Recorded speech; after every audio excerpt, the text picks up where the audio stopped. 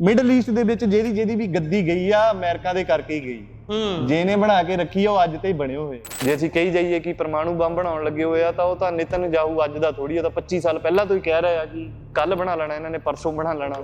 ਜਦੋਂ ਅਲੀ ਖੈਮਨਾਈ ਆਇਆ ਸੀਗਾ ਪਾਵਰ 'ਚ, ਉਹਨੇ ਦੇਖਿਆ ਹੀ ਕਹਿੰਦੇ ਜਿਹੜਾ ਸੈਨਾ ਆ ਉਹ ਸਿਰਫ ਸੈਲਰੀ ਲਈ ਕੰਮ ਕਰਦੀ ਆ। ਫਿਰ ਉਹਨੇ IRGC ਨਿਯੁਕਤ ਕੀਤਾ ਸੀਗਾ ਕਿ ਇਹ ਜਿਹੜੇ ਲੋਕ ਆ ਇਹਨਾਂ ਦੇ ਹਿੱਤ ਜਿਹੜੇ ਆ ਇਕੱਲੇ ਤਨਖਾਹ ਤੱਕ ਹੀ ਸੀਮਿਤ ਨਾ ਹੋਣ, ਇਹ ਧਰਮ ਨੂੰ, ਕੌਮ ਨੂੰ, ਦੇਸ਼ ਨੂੰ ਪਹਿਲ ਦਿੰਦੇ ਹੋਣ। ਫਿਰ ਉਹ ਬੰਦੇ ਫੌਜ ਨੂੰ ਕੰਟਰੋਲ ਨੇ ਵੀ ਕਹਿੰਦੇ ਜਿਹਦੇ ਘਰ ਦਾਣੇ ਆ ਨਾ ਉਹਦੇ ਕਮਲੇ ਵੀ ਸਿਆਣੇ। ਠੀਕ ਹੈ ਨਾ ਜੀ। ਸੋ ਜਿਹੜਾ ਤਾਕਤਵਰ ਹੁੰਦਾ ਨਾ, ਸ਼ਕਤੀਸ਼ਾਲੀ ਹੁੰਦਾ, ਮੈਂ ਇਹ ਦੇਖਦਾ ਨਾ, ਉਹਦੇ ਲਈ ਗਲਤ ਸਹੀ ਕੁਛ ਨਹੀਂ। ਜਦੋਂ ਤੁਸੀਂ ਤਾਕਤਵਰ ਹੁੰਦੇ ਆ ਨਾ, ਸਾਰੀ ਦੁਨੀਆ ਤੁਹਾਡੇ ਪਿੱਛੇ ਖੜੀ ਹੋਵੇ। ਬਿਲਕੁਲ। ਹੁਣ ਮਿਡਲ ਈਸਟ ਦੇ ਵਿੱਚ ਚਾਹੇ ਉਹਨਾਂ ਦੇ ਸੈਨਾ ਬੇਸ ਆ, ਸਾਰਾ ਖਰਚਾ ਮਿਡਲ ਈਸਟ ਤੋਂ ਹੀ ਲੈਂਦੇ ਆ। ਬਿਲਕੁਲ। ਦੂਸਰਾ ਤੁਸੀਂ ਕੰਪੈਰੀਜ਼ਨ ਕਰਕੇ ਦੇਖ ਲਓ, ਜਿੱਥੇ ਅਮਰੀਕਾ ਜਾਂ ਪੱਖੀ ਦੇਸ਼ ਹੈਗੇ ਆ, ਚਾਹੇ ਮਿਡਲ ਈਸਟ ਦੇ ਆ, ਉਹ ਮਾੜੇ ਆ। ਦੁਬਈ ਮਾੜਾ, ਕਤਰ, ਸਾਊਦੀ ਅਰਬ, ਸਾਰੀ ਦੁਨੀਆ ਜਾਂਦੀ। ਪੰਜਾਬੀ ਇਮੋਸ਼ਨਲ ਹੁੰਦੇ ਨੇ, ਬਹੁਤ ਜਲਦੀ ਕਿਸੇ ਨੂੰ ਵੀ ਸਵੀਕਾਰ ਕਰ ਲੈਂਦੇ ਨੇ, ਖਾਸ ਤੌਰ ਤੇ ਜਿਹੜਾ ਤਕੜੇ ਅੱਗੇ ਸਿਰ ਚੱਕਦਾ। ਪੰਜਾਬੀਆਂ ਦਾ ਆਪਣਾ ਇਤਿਹਾਸ ਸ਼ਹੀਦੀਆਂ ਨਾਲ ਥੋੜਾ ਜਿਹਾ ਭਰਿਆ ਹੋਇਆ।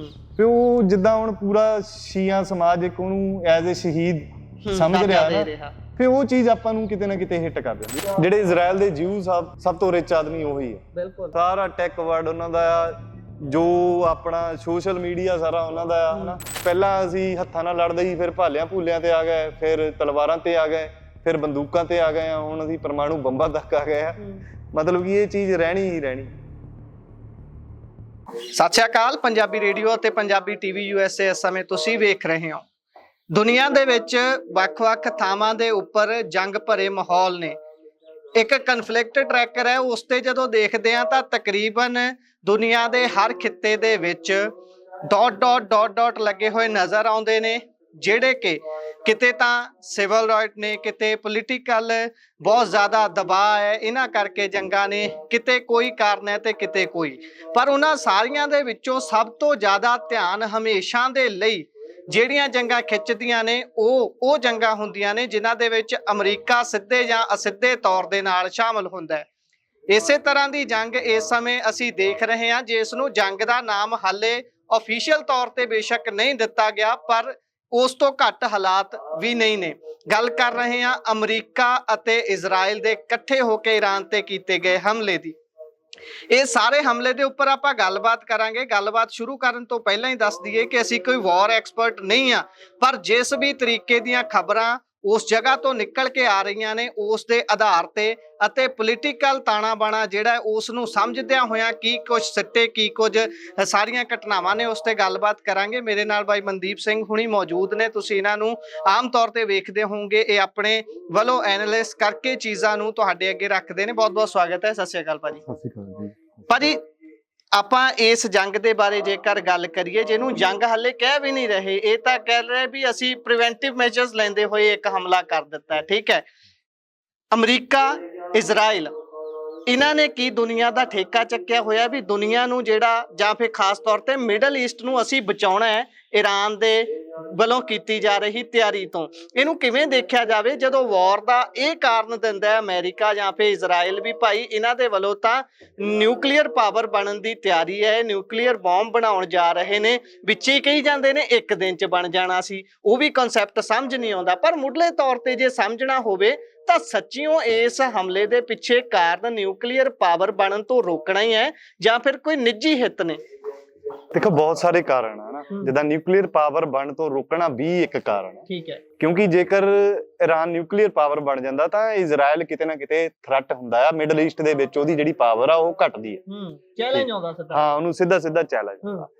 ਦੂਜਾ, ਈਰਾਨ ਦੇ ਵਿੱਚ ਜਿਹੜੇ ਰਜੀਮ ਆ ਉਹ ਡਾਲਰ ਦੇ ਵਿੱਚ ਜਿਹੜਾ ਆਪਣਾ ਤੇਲ ਨਹੀਂ ਵੇਚ ਰਹੇ ਹੈਗੇ। ਠੀਕ ਹੈ। ਜਿਹੜੇ ਚਾਈਨਾ ਨੂੰ ਵੇਚਦੇ ਉਹ ਯੂਆਨ ਚ ਵੇਚਦੇ ਆ, ਜਾਂ ਜੇ ਕਿਸੇ ਵੀ ਹੋਰ ਪਾਸੇ ਵੇਚਦੇ ਆ ਉਹ ਡਾਲਰ ਚ ਨਹੀਂ ਵੇਚ ਰਹੇ। ਪੈਟਰੋ ਡਾਲਰ ਨੂੰ ਚੈਲੰਜ ਹੈ। ਹਾਂ, ਕਹਿ ਲਓ ਕਿ ਹਾਂ ਡਾਲਰ ਨੂੰ ਚੈਲੰਜ ਆ, ਉਹਨਾਂ ਨੂੰ ਮਹਿਸੂਸ ਹੋ ਰਿਹਾ।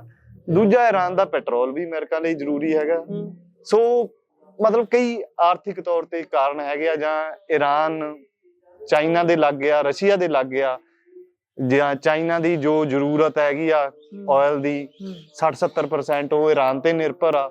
ਸੋ ਇਨਡਾਇਰੈਕਟਲੀ ਚਾਈਨਾ ਨੂੰ ਵੀ ਇਹਨਾਂ ਨੇ ਟਾਰਗੇਟ ਕਰਨਾ ਹੈ, ਕਿਉਂਕਿ ਜਿਹੜੀਆਂ ਨਾ ਵੱਡੀਆਂ ਪਾਵਰਸ ਹੁੰਦੀਆਂ ਉਹ ਕਿਸੇ ਨਾ ਕਿਸੇ ਤਰ੍ਹਾਂ ਸਿੱਧਾ ਤਾਂ ਆਪਸ ਚ ਨਹੀਂ ਲੜਦੀਆਂ ਹੁੰਦੀਆਂ, ਪਰ ਜਿਹੜੇ ਚੇਲੇ ਚਪਟੇ ਹੁੰਦੇ ਆ ਪਹਿਲਾਂ ਉਹਨਾਂ ਨੂੰ ਨਿਪਟਾਇਆ ਜਾਂਦਾ। ਕਿਹੜਾ ਤੇ ਇਹਨੂੰ ਸੁਣਾਉਣਾ ਨੋ ਨੂੰ, ਉਹ ਵਾਲਾ ਕੰਮ ਕਰਦੇ ਨੇ। ਹਾਂ, ਮਤਲਬ ਉਹ ਹਿਸਾਬ ਨਾਲ ਚੀਜ਼ਾਂ ਹੋ ਜਾਂਦੀਆਂ। ਬਾਕੀ ਉਹਦੇ ਵਿੱਚ ਹੀ ਕਈ ਚੀਜ਼ਾਂ ਵਿੱਚ ਇਕੱਠੀਆਂ ਜੋੜਤੀਆਂ ਜਾਂਦੀਆਂ ਕਿ ਡਿਕਟੇਟਰਸ਼ਿਪ ਆ 37-40 ਸਾਲ ਤੋਂ ਆ, ਉੱਥੇ ਲੋਕ ਦੁਖੀ ਆ, ਉਹ ਵੀ ਵਿੱਚ ਹੀ ਸਾਰੀਆਂ ਚੀਜ਼ਾਂ ਜਾਂਦੀਆਂ। ਸੋ ਬਹੁਤ ਸਾਰੇ ਕਾਰਨ ਹੋ ਜਾਂਦੇ ਆ ਜਿਹੜੇ ਇਕੱਠੇ ਹੋ ਜਾਂਦੇ ਆ, ਜਿਹਦੇ ਵਿੱਚ ਇਜ਼ਰਾਈਲ ਦੇ ਵੀ ਵਾਧੂ ਹਿੱਤ ਹੈਗੇ ਆ, ਉਹ ਵੀ ਐਕਸਪੈਂਡ ਕਰਨਾ ਚਾਹੁੰਦਾ ਆਪਣਾ, ਜਾਂ ਉਹ ਮਿਡਲ ਈਸਟ 'ਚ ਪਾਵਰ ਬਣੀ ਰਹਿਣਾ ਚਾਹੁੰਦਾ। ਸੋ ਇਕੱਠੇ ਹੋ ਕੇ ਇਹ ਸਾਰੀਆਂ ਚੀਜ਼ਾਂ ਕਹਿ ਸਕਦੇ ਆ। ਅਗਲੇ ਨੇ ਉਹਨਾਂ ਦੇ ਉੱਤੇ ਹਮਲਾ ਕਰ ਦਿੱਤਾ। ਜੇ ਅਸੀਂ ਕਹੀ ਜਾਈਏ ਕਿ ਪਰਮਾਣੂ ਬੰਬ ਬਣਾਉਣ ਲੱਗੇ ਹੋਏ ਆ, ਤਾਂ ਉਹ ਤਾਂ ਨੇਤਨਯਾਹੂ ਅੱਜ ਦਾ ਥੋੜੀ, ਉਹ ਤਾਂ 25 ਸਾਲ ਪਹਿਲਾਂ ਤੋਂ ਹੀ ਕਹਿ ਰਹੇ ਆ ਕਿ ਕੱਲ ਬਣਾ ਲੈਣਾ ਇਹਨਾਂ ਨੇ, ਪਰਸੋਂ ਬਣਾ ਲੈਣਾ ਉਹਨਾਂ। ਉਹ ਇੱਕ ਟਿਕਿਆ ਹੋਇਆ ਉਹਨਾਂ ਦਾ ਮਤਲਬ ਕਿ ਕਹਿ ਲਈਏ ਬਹਾਨਾ ਹੈ ਵੀ ਭਾਈ ਇਹ ਬਹਾਨਾ ਤਾਂ ਹੈਗਾ ਹੀ ਹੈ ਹਮਲੇ ਕਰਨ ਦਾ, ਬਾਕੀ ਵੱਖ-ਵੱਖ ਹੋਰ ਵੀ ਹੋ ਸਕਦੇ ਨੇ। ਅੱਛਾ, ਇਸ ਤੋਂ ਅੱਗੇ ਜੇਕਰ ਤੁਰੀਏ, ਠੀਕ ਹੈ ਉਹਨਾਂ ਨੇ ਹਮਲਾ ਕਰ ਦਿੱਤਾ, ਖਮੇਨਾਈ ਜਾਂ ਫਿਰ ਉਸ ਦੀ ਜਿਹੜੀ ਟੌਪ ਦੀ ਰਜੀਮ ਸੀ, ਮੋਹਰਲੀ ਕਤਾਰ ਦੀ ਰਜੀਮ ਸੀ, ਉਹਦੇ ਵਿੱਚ ਸਪਿਰਿਚੁਅਲ ਲੀਡਰ ਤੋਂ ਲੈ ਕੇ ਉਹਨਾਂ ਦੇ ਦੇਸ਼ ਨੂੰ ਚਲਾਉਣ ਵਾਲੇ ਮੋਹਰਲੀ ਕਤਾਰ ਦੇ ਲੀਡਰ, ਸੈਨਿਕ, ਉਹਨਾਂ ਨੂੰ ਮਾਰ ਦਿੱਤਾ ਗਿਆ। ਪਰ ਫਿਰ ਵੀ ਜਿਸ ਤਰੀਕੇ ਦੇ ਨਾਲ ਈਰਾਨ ਰਿਟੈਲੀਏਟ ਕਰ ਰਿਹਾ ਹੈ, ਕਿ ਈਰਾਨ ਦੇ ਇਸ ਰਿਟੈਲੀਏਸ਼ਨ ਦੇ ਬਾਰੇ ਇਜ਼ਰਾਈਲ ਤੇ ਯੂਐਸ ਨੂੰ ਭਿਣਕ ਸੀ ਵੀ ਭਾਈ ਇੰਨਾ ਕੁ ਚਿਰ ਅੱਗੇ ਟਿਕ ਸਕਦੇ ਨੇ, ਕਿਉਂਕਿ ਜਦੋਂ ਆਪਾਂ ਵੈਨੀਜ਼ੁਏਲਾ ਵੱਲ ਦੇਖਦੇ ਹਾਂ, ਵੈਨੀਜ਼ੁਏਲਾ ਤੇ ਬੇਸ਼ੱਕ ਬਿਲਕੁਲ ਵੱਖਰਾ ਸੀ ਇਸ ਤਰੀਕੇ, ਇਸ ਦੇ ਨਾਲੋਂ ਤਾਂ ਹਮਲਾ, ਉੱਥੇ ਤਾਂ ਗਰਾਊਂਡ ਤੇ ਉਤਰ ਗਈ ਇਹਨਾਂ ਦੀ ਫੌਜ ਪੂਰੇ ਤਰੀਕੇ ਦੇ ਨਾਲ। ਪਰ ਉਹਦੇ ਲਿਹਾਜ਼ ਨਾਲ ਜੇ ਇਹਨੂੰ ਦੇਖਣਾ ਹੋਵੇ ਤਾਂ ਕੀ ਇਹਨਾਂ ਨੇ ਸੋਚਿਆ ਹੋਊਗਾ ਵੀ ਇਜ਼ਰਾਈਲ ਤੇ ਅਮਰੀਕਾ ਦੇ ਅੱਗੇ ਈਰਾਨ ਛੇਤੀ ਗੋਡੇ ਟੇਕ ਦੂਗਾ, ਜਾਂ ਫਿਰ ਉਹ ਜਿਸ ਤਰੀਕੇ ਦੇ ਨਾਲ, ਉਹ ਤਾਂ ਈਰਾਨ ਤਾਂ ਵੀਡੀਓਜ਼ ਪਾ ਰਿਹਾ ਨਾ ਛੋਟੇ ਛੋਟੇ ਡਰੋਨਸ ਦੀ, ਜਿਹਦੀ ਕੀਮਤ ਵੀ ਘੱਟ ਹੈ ਤੇ ਉਹ ਮਾਰ ਵੀ ਕਰਦੇ ਨੇ, ਤੇ ਕਿਵੇਂ ਦੇਖਿਆ ਜਾਵੇ ਕਿ ਅਮਰੀਕਾ ਤੇ ਇਜ਼ਰਾਈਲ ਨੂੰ ਇਸ ਗੱਲ ਦੀ ਭਿਣਕ ਸੀ ਜਾਂ ਉਹਨਾਂ ਤੋਂ ਇੰਟੈਲੀਜੈਂਸ ਰਿਪੋਰਟਾਂ ਹੋਣਗੀਆਂ? ਦੇਖੋ ਨਾ, ਜੇ ਅਸੀਂ ਗੱਲ ਕਰੀਏ ਕਿ ਇਹ ਕਹਿਣਾ ਕਿ ਅਮਰੀਕਾ ਨੂੰ ਕੋਈ ਚੀਜ਼ ਦੀ ਭਿਣਕ ਨਹੀਂ ਸੀਗੀ, ਇਹ ਤਾਂ ਗਲਤ ਗੱਲ ਆ। ਸਾਰਾ ਸੈਟੇਲਾਈਟ ਸਿਸਟਮ ਉਹਨਾਂ ਦਾ, GPS ਸਿਸਟਮ ਉਹਨਾਂ ਦਾ, ਉਹ ਸਾਰਾ ਕੁਝ ਟਰੈਕ ਕਰਦੇ ਆ। ਠੀਕ ਹੈ। ਜੇ ਉਹਨਾਂ ਨੇ 2-3 ਮਹੀਨੇ ਇਸ ਚੀਜ਼ ਲਈ ਲਾਏ ਆ ਕਿ ਸਾਰੇ ਪਾਸੇ ਪਹਿਲਾਂ ਆਪਣਾ ਸੇਫਟੀ ਰੱਖੀ ਜਾਏ, ਸਾਰੇ ਪਾਸੇ ਇਸ ਤਰ੍ਹਾਂ ਦਾ ਸੁਰੱਖਿਆ ਤੰਤਰ ਵਿਛਾਏ ਜਾਣ ਨਾ, ਡਿਫੈਂਸ ਸਿਸਟਮ ਇਦਾਂ ਦਾ ਕੀਤਾ ਜਾਵੇ, ਫੇਰ ਹੀ ਉਹਨਾਂ ਨੇ ਹਮਲਾ ਕੀਤਾ ਆ। ਬੇਸ਼ੱਕ ਉਹਨਾਂ ਨੂੰ ਇਸ ਲੈਵਲ ਤੱਕ ਦਾ ਮਤਲਬ ਕਿ ਹਮਲਾ ਜਾਂ ਉਹਨਾਂ ਨੇ ਜਵਾਬ ਦਿੱਤਾ ਹੈ ਨਾ ਈਰਾਨ ਨੂੰ, ਕਿ ਉਹਨਾਂ ਨੇ ਸੋਚਿਆ ਕਿ ਆਪਾਂ ਜਿਹੜੇ ਉੱਪਰਲੇ ਲੀਡਰ ਆ ਉਹ ਤਾਂ ਸਾਰੇ ਮਾਰਤੇ, ਇਹਨਾਂ ਨੂੰ ਕੌਣ ਆਦੇਸ਼ ਦਊਗਾ, ਲੀਡਰਲੈਸ ਕਰ ਦਿਆਂਗੇ। ਹਾਂ, ਵੀ ਇਹਨਾਂ ਨੂੰ ਕੌਣ ਆਦੇਸ਼ ਦਊਗਾ, ਕਿੱਥੇ ਕਰਨਾ ਕਿੱਥੇ ਨਹੀਂ। ਉਹਨਾਂ ਨੂੰ ਮੇਨ ਇਹੀ ਸੀਗਾ ਕਿ ਇਜ਼ਰਾਈਲ ਦੇ ਉੱਤੇ ਹੀ ਹਮਲੇ ਕੀਤੇ ਜਾਊਗੇ, ਜਿੱਦਾਂ ਕਿ 2025 ਦੇ ਵਿੱਚ ਵੀ, ਜੂਨ ਚ ਵੀ ਇਹਨਾਂ ਨੇ ਕੀਤਾ। 12 ਦਿਨ ਦੀ ਜਿਹੜੀ ਲੜਾਈ ਸੀਗੀ ਨਾ, ਕਾਫੀ ਮਿਜ਼ਾਈਲ ਤੱਕ। ਸੋ ਉਹਨਾਂ ਨੇ ਇਜ਼ਰਾਈਲ ਨੂੰ ਤਾਂ ਕਾਫੀ ਵਧੀਆ ਡਿਫੈਂਸ ਸਿਸਟਮ ਨਾਲ ਕਵਰ ਕੀਤਾ ਹੋਇਆ ਸੀਗਾ। ਸੋ ਕੀਤਾ ਉਹਨਾਂ ਨੇ ਮਿਡਲ ਈਸਟ ਨੂੰ ਵੀ ਸੀਗਾ ਅਸਲ ਦੇ ਵਿੱਚ। ਹੁਣ ਤੁਸੀਂ ਡਰੋਨਸ ਜਾਂ ਮਿਜ਼ਾਈਲਸ ਹੀ ਇੰਨੀਆਂ ਛੱਡੋਗੇ ਤਾਂ ਕਈ ਤੋਂ ਬੜਾ ਵੀ ਜਿਹੜਾ ਡਿਫੈਂਸ ਸਿਸਟਮ ਆ, ਉਹ ਕਿਤੇ ਨਾ ਕਿਤੇ ਉਹਦੇ ਵਿੱਚ ਤਕਨੀਕੀ ਖਰਾਬੀ ਆ ਜਾਂਦੀ ਆ। ਸੋ ਗੱਲ ਤੁਹਾਡੀ ਹੈ ਕਿ ਤੁਸੀਂ ਦੱਸਿਆ ਕਿ ਜਿੱਦਾਂ ਉਹਨਾਂ ਦੇ ਜਿਹੜੇ ਡਰੋਨ ਆ ਉਹ ਬਹੁਤ ਘੱਟ ਕੀਮਤ 'ਚ ਬਣੇ ਹੋਏ ਆ। ਜਿਹੜੀ ਉਸ ਡਰੋਨ ਨੂੰ ਸਿੱਟਣ ਲਈ ਇੱਕ ਮਿਜ਼ਾਈਲ ਲੱਗਦੀ ਆ, ਉਹ ਤੋਂ 4/4 ਯਾਨੀ ਕਿ ਪੈਸੇ ਲੱਗ ਜਾਂਦੇ ਆ, ਜਿੱਥੇ ਅਮਰੀਕਾ ਦਾ ਜੋ ਡਿਫੈਂਸ ਸਿਸਟਮ ਜਦੋਂ ਉਹਨੂੰ ਡਿਫੈਂਸ ਕਰਨ ਲਈ, ਉਹਨੂੰ ਹਿੱਟ ਕਰਨ ਲਈ ਕਰਦੇ ਆ ਨਾ। ਸੋ ਇਸ ਲਈ ਅਮਰੀਕਾ ਦੇ ਤਾਂ ਚਲੋ ਵਾਧੂ ਪੈਸਾ ਲੱਗ ਹੀ ਰਿਹਾ, ਪਰ ਜੇ ਅਸੀਂ ਕਹਿ ਲਈਏ ਕਿ ਅਮਰੀਕਾ ਕੋਲ ਪੈਸੇ ਹੈ ਨਹੀਂਗੇ ਜਾਂ ਮਿਜ਼ਾਈਲਸ ਮੁੱਕ ਜਾਊਗੀਆਂ, ਏਦਾਂ ਨਹੀਂ ਹੋ ਸਕਦਾ। ਅਗਲੇ ਵਰਲਡ ਪਾਵਰ ਆ, ਮਿਲਟਰੀ ਪਾਵਰ 'ਚ ਤਾਂ ਮੁਕਾਬਲਾ ਨਹੀਂ ਹੈਗਾ ਕੋਈ, ਬਟ ਇੱਕ ਈਗੋ ਨੂੰ ਤਾਂ ਚੈਲੰਜ ਹੋ ਜਾਂਦਾ ਹੈ ਨਾ ਵੀ ਭਾਈ ਅਸੀਂ ਤਾਂ ਸੋਚਿਆ ਸੀ ਜਲਦੀ ਸਿੱਟ ਲਵਾਂਗੇ, ਪਰ ਉਹ ਉਨੇ ਦਿਨ ਖੜੇ ਰਹੇ ਤਾਂ ਉਨੇ ਦਿਨ ਲਈ ਉਹ ਨੇਤਨਯਾਹੂ ਤੇ ਟਰੰਪ ਦੇ ਲਈ ਈਗੋ ਨੂੰ ਚੈਲੰਜ ਤਾਂ ਹੋ ਜੂ ਨਾ। ਹਾਂ, ਚਲੋ ਈਗੋ ਨੂੰ ਤਾਂ ਹੋਇਆ ਹੀ ਆ, ਕਿਉਂਕਿ ਉਹਨਾਂ ਨੇ ਜੋ ਆਪਣਾ ਪਲਾਨ ਕੀਤਾ ਸੀਗਾ ਉਹ ਇਹੀ ਪਲਾਨ ਕੀਤਾ ਆ ਈਰਾਨ ਵਾਲਿਆਂ ਨੇ ਕਿ ਜਿਹੜੇ ਹੁਣ ਮਿਡਲ ਈਸਟ ਦੇ ਹੈਗੇ ਆ, ਇਹਨਾਂ ਨੂੰ ਹਿੱਟ ਕਰੋ। ਸਭ ਤੋਂ ਜ਼ਿਆਦਾ ਇਹੀ ਅੱਗੇ ਪ੍ਰੈਸ਼ਰ ਪਾਊਗੇ ਅਮਰੀਕਾ ਤੇ ਜਾਂ ਕਿੱਦਾਂ ਤੇ ਵੀ ਸਾਡਾ ਜਿਹੜਾ ਸਟੇਟ ਆਫ ਹਾਰਮੁਜ਼ ਤੋਂ ਤੇਲ ਜਾਣਾ ਸੀਗਾ ਉਹ ਵੀ ਬੰਦ ਹੋ ਗਿਆ, ਕਿਉਂਕਿ ਵਾਰ ਜ਼ੋਨ ਡਿਕਲੇਅਰ ਹੋ ਗਿਆ। ਕੋਈ ਵੀ ਆਇਲ ਟੈਂਕ ਦੀ ਕੰਪਨੀ ਜਾਂ ਕਹਿ ਲਓ ਕਿ ਉੱਥੋਂ ਨਹੀਂ ਜਾਊਗੀ, ਐਡਾ ਰਿਸਕ ਨਹੀਂ ਲਊਗਾ, ਕਿਉਂਕਿ ਕੋਈ ਵੀ ਇੰਸ਼ੋਰੈਂਸ ਕੰਪਨੀ, ਕਿਉਂਕਿ ਇਹਨਾਂ ਦੀ ਵੀ ਇੰਸ਼ੋਰੈਂਸ ਹੁੰਦੀ ਆ ਆਇਲ ਟੈਂਕ ਦੀ, ਸੋ ਐਡੀ ਤਕੜੀ ਇੰਸ਼ੋਰੈਂਸ ਕੋਈ ਵੀ ਨਹੀਂ ਰਿਸਕ ਲਊਗਾ। ਪਹਿਲੇ ਕਹਿੰਦੇ ਪਏ ਨਾ ਜਾਓ ਬਈ, ਹੈ ਨਾ। ਸੋ ਵਾਰ ਜ਼ੋਨ ਡਿਕਲੇਅਰ ਹੋ ਗਿਆ। ਸੋ ਜਿਹੜੇ ਵੀ ਇਹ ਦੇਸ਼ ਸੀਗੇ ਮਿਡਲ ਈਸਟ ਦੇ 5-7, ਸਪੈਸ਼ਲੀ ਇਹ ਕਤਰ, ਸਾਊਦੀ ਅਰਬ, ਗਲਫ ਲਾ ਲਓ ਨਾ, ਇਹਨਾਂ ਦਾ ਤੇਲ ਨਿਕਲਦਾ ਉੱਥੋਂ ਹੀ ਆ, ਸਟੇਟ ਆਫ ਹਾਰਮੁਜ਼ ਚੋਂ ਨਾ, ਉਹ ਵੀ ਬੰਦ ਹੋ ਗਿਆ। ਦੂਜਾ ਇਹਨਾਂ ਦਾ ਸਭ ਤੋਂ ਵੱਡਾ ਇੱਕ ਪੈਸਾ ਕਮਾਉਂਦੇ ਆ ਇਹ ਜਿਹੜੇ ਇਹਨਾਂ ਤੇ ਘੁੰਮਣ ਫਿਰਨ ਆਉਂਦੇ ਟੂਰਿਜ਼ਮ ਤੋਂ, ਠੀਕ ਆ ਜੀ, ਟੂਰਿਜ਼ਮ ਵੀ ਉਹਨਾਂ ਨੇ ਬੰਦ ਕਰ ਦੇਣਾ। ਸੋ ਉਹ ਇੱਕ ਬੜੀ ਸਕੀਮ ਨਾਲ ਚੱਲਿਆ। ਉਹਨਾਂ ਨੂੰ ਪਤਾ ਸੀ ਅਸੀਂ ਫੌਜੀ ਤਾਕਤ ਦਾ ਤਾਂ ਸਿੱਧਾ ਨਹੀਂ ਹਮਲਾ ਕਰ ਸਕਦੇ, ਪਰ ਜੇ ਅਸੀਂ ਇਹਨਾਂ ਦੀਆਂ ਦੋ ਹੀ ਚੀਜ਼ਾਂ ਰੋਕ ਦਈਏ ਤੇ ਕਿਤੇ ਨਾ ਕਿਤੇ ਗੋਡਿਆਂ ਭਾਰ ਆ ਜਾਊਗੇ। ਕਹੂਗੇ ਕਿ ਹਾਂਜੀ ਬਈ ਤੁਸੀਂ ਇਹ ਛੇਤੀ ਨਿਬੇੜੋ ਕੰਮ। ਬਿਲਕੁਲ ਡਿਪਲੋਮੈਟਿਕ ਵੇ ਨਾਲ ਹਾਂ ਮਤਲਬ ਕਿ ਉਹ ਮੈਨੂੰ ਲੱਗਾ ਕਿ ਹਾਂ ਉਹਨਾਂ ਦੀ ਵਧੀਆ ਚੀਜ਼ ਆ। ਬਾਕੀ ਈਰਾਨ ਦੇ ਜਿਹੜਾ ਪ੍ਰੈਜ਼ੀਡੈਂਟ ਸੀਗਾ ਉਹਨੇ ਇਹ ਚੀਜ਼ ਦੱਸੀ ਵੀ ਸੀਗੀ ਕਿ ਜਦੋਂ ਸਾਡੀ ਸੁਪਰੀਮ ਲੀਡਰ ਮਤਲਬ ਖਤਮ ਹੋ ਗਈ, ਇਹਨਾਂ ਨੇ ਜਿਹੜਾ IRGC ਜਿਹੜਾ ਇਹਨਾਂ ਦਾ ਫੌਜੀ ਜਿਹੜੇ ਹੈਂਡਲ ਕਰਦੇ ਆ ਇਹਨਾਂ ਦੀ ਸੈਨਾ ਤੇ RGC ਜਿਹੜੇ ਦੋ ਗਰੁੱਪ ਅਲੱਗ-ਅਲੱਗ ਆ ਈਰਾਨ ਜੀ, ਇਸਲਾਮਿਕ ਗਰੁੱਪ ਹੈ ਉਹ। ਹਾਂ ਇਸਲਾਮਿਕ ਰੈਵੋਲੂਸ਼ਨਰੀ ਗਾਰਡ ਕਾਰਪਸ ਵਾਲੇ ਹੈ ਨਾ। ਸੋ ਉਹ ਅਲੱਗ ਤਰ੍ਹਾਂ ਦੇ ਨਾਲ ਇਹਨਾਂ ਨੇ ਡਿਜ਼ਾਈਨ ਕੀਤੇ ਹੋਏ ਆ। ਜਦੋਂ ਅਲੀ ਖੈਮਨਾਈ ਆਇਆ ਸੀਗਾ ਪਾਵਰ ਚ, ਉਹਨੇ ਦੇਖਿਆ ਹੀ ਕਹਿੰਦੇ ਜਿਹੜਾ ਸੈਨਾ ਆ ਉਹ ਸਿਰਫ ਸੈਲਰੀ ਲਈ ਕੰਮ ਕਰਦੀ ਆ। ਫਿਰ ਉਹਨੇ IRGC ਨਿਯੁਕਤ ਕੀਤਾ ਸੀਗਾ ਕਿ ਇਹ ਜਿਹੜੇ ਲੋਕ ਆ ਇਹਨਾਂ ਦੇ ਹਿੱਤ ਜਿਹੜੇ ਆ ਇਕੱਲੇ ਤਨਖਾਹ ਤੱਕ ਹੀ ਸੀਮਿਤ ਨਾ ਹੋਣ, ਇਹ ਧਰਮ ਨੂੰ, ਕੌਮ ਨੂੰ, ਦੇਸ਼ ਨੂੰ ਪਹਿਲ ਦਿੰਦੇ ਹੋਣ। ਫਿਰ ਉਹ ਬੰਦੇ ਫੌਜ ਨੂੰ ਕੰਟਰੋਲ ਕਰਦੇ, ਕੌਮੀਅਤ ਦਾ ਜਜ਼ਬਾ ਹੋਵੇ। ਹਾਂ ਉਹਨਾਂ ਚ ਉਹ ਚੀਜ਼, ਉਹ ਬੰਦੇ ਉਹ IRC ਦੀ ਜਿਹੜੇ ਵੀ ਆਪਾਂ ਕਹਿੰਦੇ IRGC ਵਾਲੇ ਨਾ, ਉਹ ਉਸ ਚੀਜ਼ ਨੂੰ ਲੈ ਕੇ ਉਹਨਾਂ ਦਾ ਮੁਖੀ ਚੁਣਿਆ ਜਾਂਦਾ ਜਿਹੜਾ ਕੌਮ ਲਈ ਸ਼ਹੀਦ ਹੋਣ ਜਾਂ ਉਸ ਹਿਸਾਬ ਦਾ ਸੋਚ ਰੱਖਦਾ ਜੀ। ਅੱਛਾ, ਇਹਦੇ ਵਿੱਚ ਜੇ ਆਪਾਂ ਗੱਲ ਐਥਿਕਸ ਦੀ ਕਰ ਲਈਏ, ਕੁਝ ਚੀਜ਼ਾਂ ਨੂੰ ਲੈ ਕੇ ਐਥਿਕਸ ਹੁੰਦੇ ਨੇ, ਹਮਲਾ ਕਰਨਾ ਕਿਵੇਂ ਕਰਨਾ ਹੈ, ਫਿਰ ਉਹਦੇ ਵਿੱਚ ਵਾਰ ਦੇ ਬਹੁਤ ਸਾਰੇ ਕਾਨੂੰਨ ਹੁੰਦੇ ਨੇ, ਤੁਸੀਂ ਉਹਨਾਂ ਦੀ ਉਲੰਘਣਾ ਨਹੀਂ ਕਰ ਸਕਦੇ। ਜਿਸ ਤਰੀਕੇ ਦੇ ਨਾਲ ਅਸੀਂ ਇੱਕ ਰੂਹ ਝੰਜੋੜਨ ਵਾਲੀ ਤਸਵੀਰ ਦੇਖ ਰਹੇ ਹਾਂ ਨਾ, ਵੀ ਉਹ ਸਕੂਲ ਤੇ ਹਮਲਾ ਹੋਇਆ, ਬੱਚੀਆਂ ਮਾਰੀਆਂ ਗਈਆਂ ਹਨਾ। ਇਹ ਕੀ ਜਿਹੜੀ ਉੱਪਰਲੀ ਰਜੀਮ ਹੁੰਦੀ ਆ, ਟੌਪ ਕਲਾਸ ਦੇ ਦੇਸ਼ ਹੁੰਦੇ ਨੇ ਜਿਨ੍ਹਾਂ ਦੇ ਅੰਦਰ ਇਹਨਾਂ ਦੇ ਹੈੱਡਕੁਆਟਰ ਹੋਣ, ਪਰ ਉਹ ਹੀ ਨਾ ਉਹਨਾਂ ਦੀ ਮੰਨਣ, ਫਿਰ ਇਹਨੂੰ ਕਿਵੇਂ ਵੇਖਿਆ ਜਾਵੇ? ਫਿਰ ਇੱਕ ਪਾਸੇ ਤਾਂ ਇਹ ਨੈਤਿਕ ਆਧਾਰ ਮੰਨਦੇ ਨੇ ਨਾ ਇਸ ਗੱਲ ਨੂੰ ਵੀ ਭਾਈ ਅਸੀਂ ਹੋਰ ਦੇਸ਼ਾਂ ਨੂੰ ਬਚਾਉਣ ਲਈ ਇਹਨਾਂ ਤੇ ਹਮਲਾ ਕਰ ਰਹੇ ਹਾਂ, ਵੀ ਇਹਨਾਂ ਤੋਂ ਨਿਊਕਲੀਅਰ ਪਾਵਰ ਨਾ ਆਵੇ, ਪਰ ਤੁਸੀਂ ਆਪ ਵੀ ਸੇਮ ਚੀਜ਼ ਕਰ ਰਹੇ ਹੋ। ਤੁਹਾਨੂੰ ਕੇਸ ਨੇ ਹੱਕ ਦਿੱਤਾ ਵੀ ਭਾਈ ਤੁਸੀਂ ਜਿਹੜੇ ਈਰਾਨ ਦੇ ਅੰਦਰ ਬੈਠੇ ਲੋਕ ਨੇ ਤੁਸੀਂ ਉਹਨਾਂ ਨੂੰ ਖੈਮੇਨਾਈ ਤੋਂ ਬਚਾਉਣਾ ਹੈ, ਵੀ ਭਾਈ ਤੁਹਾਨੂੰ ਅਸੀਂ ਆਜ਼ਾਦ ਕਰਦੇ ਹਾਂ, ਖੈਮੇਨਾਈ ਤੁਹਾਡੇ ਤੇ ਬਹੁਤ ਅਤਿਆਚਾਰ ਕਰਦਾ। ਇਹ ਆਪਾਂ ਵਿਰੋਧੀ ਗੱਲਾਂ ਨੇ। ਫਿਰ ਕੀ ਇਹਨਾਂ ਲਈ ਕੋਈ ਰੂਲ ਨਹੀਂ ਹੈ ਅਮਰੀਕਾ ਦੇ ਲਈ, ਇਜ਼ਰਾਈਲ ਲਈ? ਇਹ ਖੁੱਲੇ ਸ਼ੇਰ ਨੇ। ਦੇਖੋ ਬਈ, ਮੈਂ ਇੱਕ ਗੱਲ ਨਾ ਸਾਡੇ ਸਿਆਣੇ ਵੀ ਕਹਿੰਦੇ ਨੇ, ਕਹਿੰਦੇ ਜਿਹਦੇ ਘਰ ਦਾਣੇ ਆ ਨਾ ਉਹਦੇ ਕਮਲੇ ਵੀ ਸਿਆਣੇ। ਠੀਕ ਹੈ ਨਾ ਜੀ। ਸੋ ਜਿਹੜਾ ਤਾਕਤਵਰ ਹੁੰਦਾ ਨਾ, ਸ਼ਕਤੀਸ਼ਾਲੀ ਹੁੰਦਾ, ਮੈਂ ਇਹ ਦੇਖਦਾ ਨਾ, ਉਹਦੇ ਲਈ ਗਲਤ ਸਹੀ ਕੁਛ ਨਹੀਂ ਹੁੰਦਾ। ਜਦੋਂ ਤੁਸੀਂ ਤਾਕਤਵਰ ਹੁੰਦੇ ਆ ਨਾ, ਸਾਰੀ ਦੁਨੀਆ ਤੁਹਾਡੇ ਪਿੱਛੇ ਖੜੀ ਹੋਵੇ। ਬਿਲਕੁਲ ਠੀਕ ਹੈ ਜੀ। ਅੱਜ ਕਈ ਦੇਸ਼ ਹੋਊਗੇ ਅਮਰੀਕਾ ਦੇ ਖਿਲਾਫ ਬੋਲਣ ਤੱਕ ਮੂੰਹ ਵੀ ਨਹੀਂ ਖੋਲਦਾ ਉਹਨਾਂ ਦਾ। ਬਿਲਕੁਲ ਠੀਕ ਹੈ ਜੀ। ਉਹ ਅੰਦਰੋਂ ਅੰਦਰੀ ਬੇਸ਼ੱਕ ਉਹਨੂੰ ਗਲਤ ਕਈ ਦੇਸ਼ਾਂ ਦੇ ਲੀਡਰ ਕਹਿ ਸਕਦਾ ਮੈਂ, ਜਿਹੜੇ ਕਿ ਇੱਕ ਬੋਲ ਨਹੀਂ ਬੋਲ ਸਕੇ ਕਿ ਖੈਮਨਾਈ ਦੀ ਮੌਤ ਹੋ ਗਈ, ਕੀ ਸਾਨੂੰ ਉਹਦਾ ਦੁੱਖ ਆ ਜਾਂ ਕਈ ਲੀਡਰ ਆ ਜਿਹੜੇ ਉਹਨਾਂ ਬੈਠ ਕੇ ਕਈ ਏਦਾਂ ਦੇ ਉਹਨਾਂ ਨੇ ਸਮਝੌਤੇ ਵੀ ਕੀਤੇ ਹੋਏ ਸੀ। ਠੀਕ ਹੈ ਜੀ। ਮਾਈ ਫਰੈਂਡ ਦੱਸਦੇ ਨੇ। ਹਾਂ ਉਹ ਹਾਲਾਂਕਿ ਟਰੰਪ ਉਹਨਾਂ ਲੀਡਰਾਂ ਦੀ ਬੇਇੱਜ਼ਤੀ ਵੀ ਠੋਕ ਕੇ ਕਰਦਾ। ਠੀਕ ਹੈ ਨਾ। ਪਰ ਉਹ ਪਾਵਰ ਆ, ਮੈਂ ਤੁਹਾਨੂੰ ਦੱਸਿਆ ਨਾ, ਜਦੋਂ ਤੁਸੀਂ ਪਾਵਰਫੁਲ ਆ, ਚਾਹੇ ਨਾਰਮਲ ਲਾਈਫ ਆ, ਚਾਹੇ ਦੇਸ਼ਾਂ ਤੋਂ ਲੈ ਲਓ, ਤੁਹਾਡੇ ਲਈ ਸਹੀ ਗਲਤ ਕੁਛ ਨਹੀਂ ਹੁੰਦਾ। ਜਿਹਦੀ ਕੋਠੀ ਦਾਣੇ ਉਹਦੇ ਕਮਲੇ ਵੀ ਸਿਆਣੇ। ਸੋ ਦੂਸਰੀ ਗੱਲ, ਜਦੋਂ ਜੰਗ ਹੁੰਦੀ ਹੈ ਨਾ, ਕਹਿੰਦੇ everything fair and war in love and war ਹੈ ਨਾ, ਉਹਦੇ ਚ ਸਾਰਾ ਕੁਝ ਜਾਇਜ਼, ਉਹਦੇ ਚ ਸਾਰਾ ਕੁਝ ਹੀ ਜਾਇਜ਼ ਆ। ਤੇ ਜਿੱਦਾਂ ਮਰਜ਼ੀ ਆ, ਅਗਲਿਆਂ ਨੇ ਉਹਨਾਂ ਦਾ ਜਿਹੜਾ ਰਜੀਮ ਜਿਹੜਾ ਸੀਗਾ ਉਹ ਹਿੱਟ ਕੀਤਾ। ਬੇਸ਼ੱਕ ਬੱਚਿਆਂ ਦਾ ਸਕੂਲ ਹਿੱਟ ਹੋਇਆ, ਦੁੱਖ ਆ ਉਹਦਾ, ਪਰ ਉਹਦੇ ਮੇਰੇ ਇਕੱਲੇ ਸਿੰਪੈਥੀ ਕਰਨ ਦੇ ਨਾਲ ਉਹ ਚੀਜ਼ ਨਹੀਂ ਹੋਣੀ ਹੈਗੀ। ਦੁਨੀਆ ਦੇ ਅੱਧੇ ਮੁਲਕ ਉਸ ਚੀਜ਼ ਲਈ ਬੋਲ ਤੱਕ ਨਹੀਂ ਪਾਇਆ। ਪਰ ਬਾਈ ਉਹਦੇ ਵਿੱਚ ਫਿਰ ਇੱਕ ਗੱਲ ਹੋ ਜਾਂਦੀ ਨਾ, ਵੀ ਗੱਲ ਸ਼ਹਿ ਦੀ ਨਹੀਂ, ਗੱਲ ਪੈਸੇ ਦੀ ਆ। ਵੀ ਉਹ ਪੈਸਾ ਪੈ ਰਿਹਾ ਇੱਕ, ਅੱਜ ਇਸ ਲੀਡਰ ਨੂੰ ਨਹੀਂ ਰੋਕਿਆ ਜਾ ਰਿਹਾ, ਕੱਲ ਨੂੰ ਇਹਨਾਂ ਦੇ ਪਿੱਛੇ ਲੱਗ ਕੇ ਕੋਈ ਹੋਰ ਦੇਸ਼ ਉਦਾਂ ਦੀ ਕਾਰਵਾਈ ਕਰੂ, ਫਿਰ ਉਹਨੂੰ ਕੌਣ ਰੋਕੂ? ਉਹ ਕਹੂ ਵੀ ਮੈਂ ਤਾਂ ਉਹਨਾਂ ਵੱਲ ਦੇਖ ਕੇ ਕਰ ਰਿਹਾ।